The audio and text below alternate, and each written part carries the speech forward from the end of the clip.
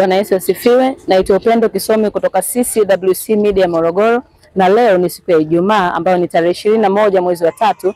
Tulikuwa kwenye ibada na kichwa cha somo kilikuwa kinasema nikufanyie nini. Na hapa niko na mtumishi wa Bwana ambaye tulikuwa naye kwenye ibada. Bwana Yesu asifiwe. Amina, amina. Karibu sana. Tunaomba ujitambulishe kwanza. Na majina yangu naitwa Jimmy Joseph Katabaruki. Ndio. Ninasali CCWC, kanisa linaloongozwa na Askofu Dr. Ibariki Makundi, na kwa hapa kanisani mimi ni mzee wa kanisa. Sawa, asante. Sasa leo ilikuwa inasema nikufanyie nini? Kwa nini kichwa cha somo kilikuwa nikufanyie nini? Yaani Mungu alikuonyesha kitu gani wakati wa hilo somo? Amen. Nashukuru sana.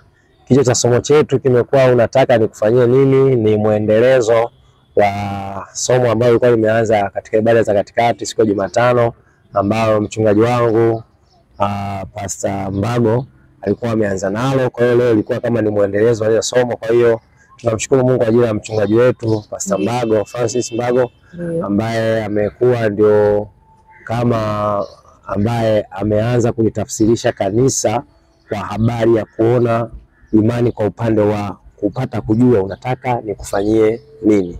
Kwa hiyo leo tumekuwa kama ni muendelezo. Kwa hiyo namshukuru Mungu kwa ajili yake, kwa sababu kupitia yeye Mungu alitufundisha Jumatano na leo tukapata nyongeza na muendelezo wa lile somo. Sawa. Kwa mimi ninamshukuru Mungu kwa sababu mchungaji ndio ambaye alikuwa ameanza nalo, na mimi amenitia nguvu katika hilo na nimesogea nalo vizuri kwa ajili ya utukufu wa Bwana. Sawa. Nimeona pale wakati unafundisha ukatuambia kwamba inawezekana kuna watu tunaomba tofauti na vile Mungu anavyotaka. Je, nikufanyie nini? Inawezekana kuna mtu ukatoa mfano ukasema je, aombe mke, aombe biashara, afanye nini? Sasa inawezekana kuna mtu hajaelewa, hasa kwa watazamaji wanaotutazama. Atajuaje kwamba sasa Mungu anataka niombe jambo fulani na sio jambo fulani? Amen. Kwanza namshukuru Mungu kwa sababu tulitumia mfano wa andiko la Bartholomayo, tukatumia pia mfano wa andiko la watu wenye ukoma wawili ambao wao walikuwa wakiwa yule Bartholomayo alikuwa anakaa kando ya njia. Aliposikia mkutano unapita akawa anapiga kelele, Yesu, Yesu mwana wa Nazareti, naomba unirehemu. Yesu alipomsikia akamsogelea, akamuuliza unataka nikufanyie nini? Sawa. Na kitu ambacho nilikuwa nazungumza leo cha msingi ni kwamba Yesu sio kwamba hajui anapaswa kumfanyia mtu nini. Ila Yesu anatamani kutaka kujua kwamba anayetaka kufanyiwa anajua yeye. Yesu anajua anafanya nini kwake. Sawa. Bwana sio sana. Kwa sababu ukimchukulia kama Mungu ajui unachokitaka, ni kama vile umempunguza katika enzi yake.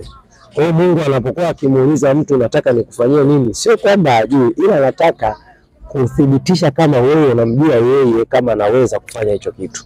Kwa hiyo ukisema kile kinachopaswa kusema, yeye anafanya kwa nguvu na anatamalaki na nguvu zake na uwepo wake unaonekana.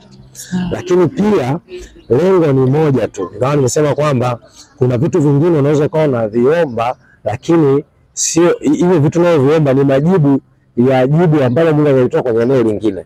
Ndio maana nikatoa mfano kwa Bartholomayo alikuwa ni mtu amekaa kando kando ya njia haoni. Lakini alikuwa na uhitaji mwingi, lakini katika uhitaji wote alionao aligundua kwamba mimi nikipata kuona tu, haya mambo mengine ambayo ninahitaji nitaweza kuyakabili, na huyu aliyonifanya nione atakuwa pamoja na mimi. Kwa hiyo kitu cha msingi ni kufanyaje? Ni kuona. Sasa katika hilo nasema kwamba Bartholomayo angeweza kuomba hela, angeweza kuomba nyumba, angeweza kuomba mke, angeweza kuomba usafiri, angeweza kuomba mifugo kwa Yesu, sababu yote yanawezekana katika yeye.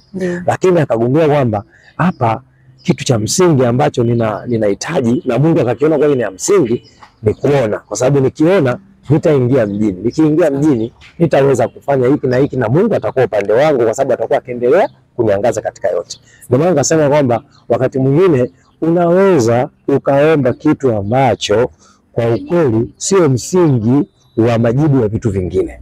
Unapotaja kile kitu ambacho ni msingi wa majibu ya vitu vingine, basi Mungu anakuwa na nguvu na ujasiri wa kujua okay, huyu anajua. Lakini nyuma ya wale maombi nilisema ni imani.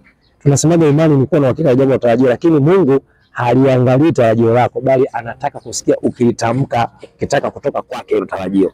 kwa sababu yeye ndo anakuwa ni msingi wa ile imani ile ndani yako, inakuwa rahisi na yeye kufanyaje kufanya. Bwana asifiwe sana. Kwa ndio nasema kwamba vijana wakati mwingine unaweza ukawa naomba vitu vingi, lakini kumbe kuna moja ukiomba likifanywa linatengeneza majibu mengine yote, kama ambavyo tunaona pia wale wenye ukomo walikuwa wanatengwa. Kwa hiyo walivyokutana na Yesu wakataka watakasike, Yesu akamwambia imani yao imewaponya, wakapona wale ukoma. Kwa hiyo kule kutengwa kukaisha. Kwa hiyo maana wakarudi tena mjini. Kwa hiyo warudi kujichanganya na watu wengine, mambo mengine pia wakafanyaje? Wakafanikiwa nayo. Hilo ndio lilikuwa maana yangu. Sawa, asante sana. Asante kwa kuwa pamoja nasi. Amen. Uwe na jioni njema. Barikiwe sana. Asante.